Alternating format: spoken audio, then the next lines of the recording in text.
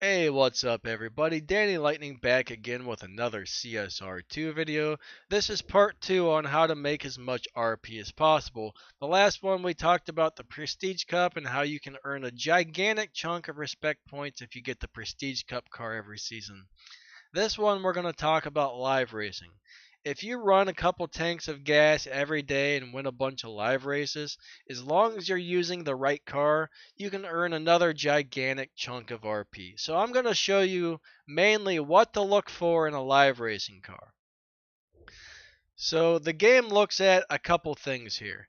The first thing where you see my mouse is at the top of the screen, this number here is at plus 675. The game refers to this as performance points, or it might call it just plain PP. So if you see PP, that's performance points. Alright, the higher that is, the more RP your car earns. That's only a small chunk of it. The next thing over here is another number. Those are your Evo points, or the game might call those EP. So this car is at plus 1429 on the Evo. If you can get these Evo points up over 1,000, your car is going to earn really good RP no matter what tier it is. Alright, in order to get those up though, you have to install a whole bunch of fusion parts into your car, and then you have to tune the car to get those as high as possible.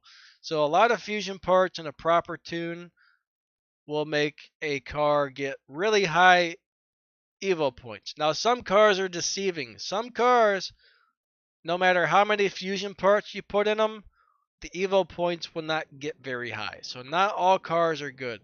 Alright, this current car has 5 stars. So I want, for tier 4 and tier 5, I want 4 and 5 star cars only with a really high amount of Evo points. Alright. This current car, the way the game is set up right now, is earning around 1,600 respect points every race. Every car in this room is earning that much. Alright? Now, like, if you look at this one, it's only at 1097, so these Evo points are a lot lower, and it's only got 4 stars. But it earns, like, maybe 100 respect points less per live race than this car that's at 1429 and completely maxed out. Now, if a car has purple stars, alright, as you'll see, this one, the PP or performance points are slightly higher, and it's got 5 purple stars. This one's only at 930 on the Evo points, but since the stars are purple and the PP is a little higher, this car makes just as much. Now, real quick, I'm going to show you this. I have this Ferrari right here. Not Ferrari, this Lamborghini Hurricane. Alright, as you'll see, this is at plus 1,500 on the Evo points. But unfortunately, this car makes less than all of those T4 cars in the other room because it's only got 3 stars. Alright, it's got a higher, the PP is higher, and the Evo points are way higher, but it's only 3 stars, and that kills it. If this was a 4 or 5 star car, this would probably be awesome. Same thing with this guy. Alright, I feel tier 4 is the sweet spot for live racing. Tier 5 cars, it's just really hard for me to get enough fusion parts and stage 6 parts to level up a lot of these tier 5 cars. Alright, so I stick with tier 4 cars for live racing. For me, that's better. I only have the one live racing car, which was that Porsche, that even really does well when it comes to earning respect points in live racing. Alright, so now when it comes to tier 1, tier 2, and tier 3, I want to see between 600 and 800 Evo points. Alright, a tier 1 with 600 Evo points is really good. It's probably going to earn around 7 or 800 respect points per race. A tier 2 with a little more Evo points, same thing. So we're going to take a really quick look at some of these cars. Like this right here, this is a tier 2 car with 3 purple stars, and it's got plus 818 on the Evo points. This car wins 12 to 1300 respect points per race. It was somewhere in there. I think it was like 1296 or something like that last time I raced it. So this car is a little beast for a tier 2. Right here we have a tier 1 car at plus 729. This wins around 7 or 800 respect points per race. So this GTI is completely maxed out on the fusions, and it does pretty well for live racing. Alright, this tier 1 0-star GTI with plus 677 on the Evo, this will win around like 700 respect points per race. It's completely maxed out as well, and that's actually really good for your tier 1 car. The Porsche Boxster here, alright, this Boxster here is up over 1,000. And it's only got 1 star and it's a tier 2. This wins a little over 1,000 respect points per race. The nice thing about the Boxster is you don't need to put any stage 6 parts in this car at all. And you don't need the one with the star to get it up over 1,000. So the Boxster is an awesome tier 2 car for earning respect points, and it's really not that hard to get. I've won several of these out of the prize machine, or I should say when I use my keys, I've won several of these.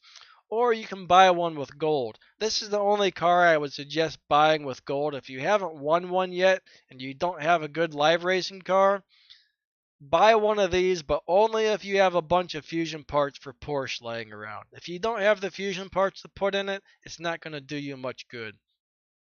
Here we have a tier 3 car with 4 purple stars and plus 527. I'd normally like to see a little bit higher here on the Evo points, but since it's got 4 purple stars, this one earns a little over 1,000. So this is still pretty good. Like this Subaru Rocket Bunny with 3 purple stars and 616. That's not too bad. That's not too bad at all.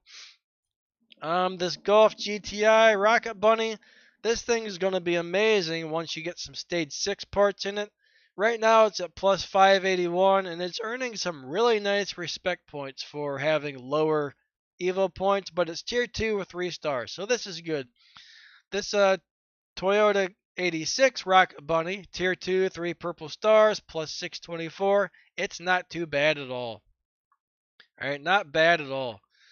This is a tier 1 car with plus 805 and 3 purple stars. This wins a little over 1,000 respect points per race.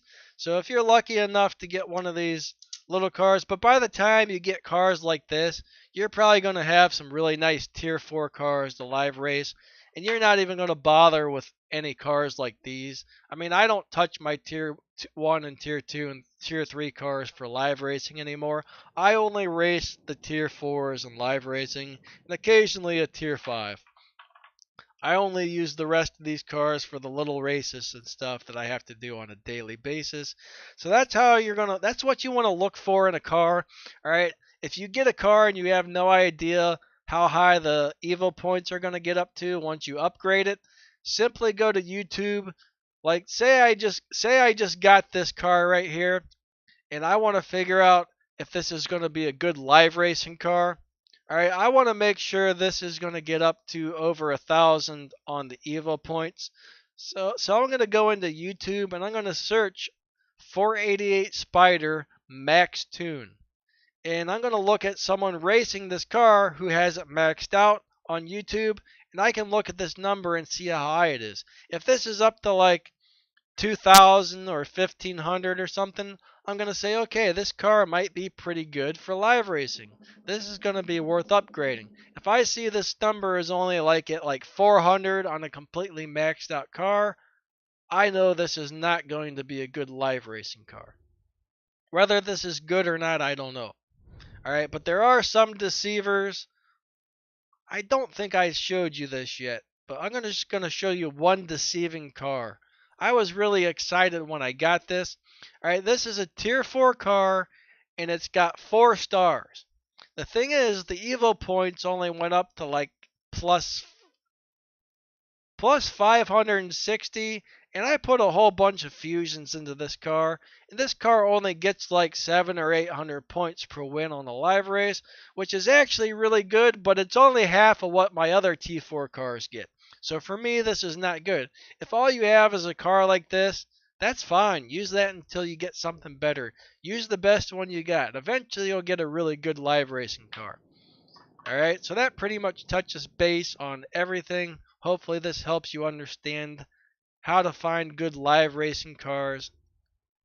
The last thing is there's going to be a whole bunch of races every day. Like this one is a 3 race deal. All I got to do is do 3 races, and as long as I'm in a crew, I can race this. And if other people in my crew race this as well, we're going to get all these respect points right here. I mean, there's like 40, 60, 70, there's like 80 some thousand respect points in here. Maybe more, 80 to 90. I'm not good with math.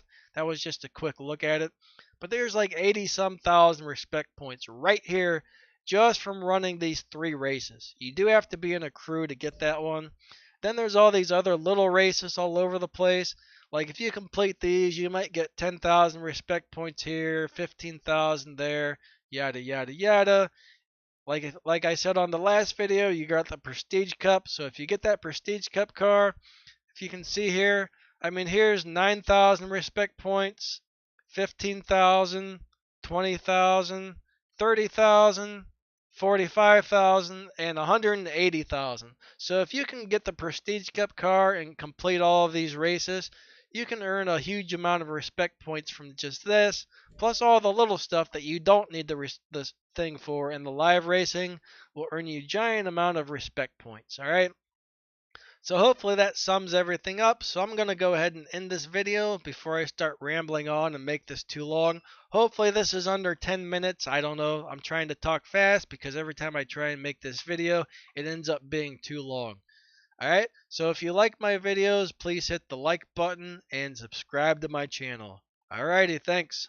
See ya.